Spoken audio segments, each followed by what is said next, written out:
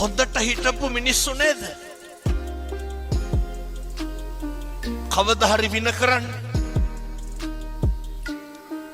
අපි උදව් කරපු උදවිය නෙමෙයිද? අපෙන් යපිච්ච පිරිස නෙමෙයිද? පුරුදු වෙන්න. මොකේටද? හෙල්ලෙන්න එපා. උදව් කරන එක අපේ යුතුයකම.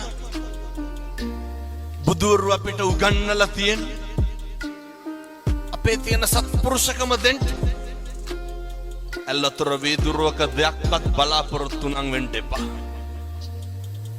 ප්‍රතිරූප ගොඩනගාගෙන බලාපොරොත්තු වුණාම දුක අඩුයිද වැඩිද? මොකටද ප්‍රතිරූප? මිනිස්සු වෙනස් වෙනවා.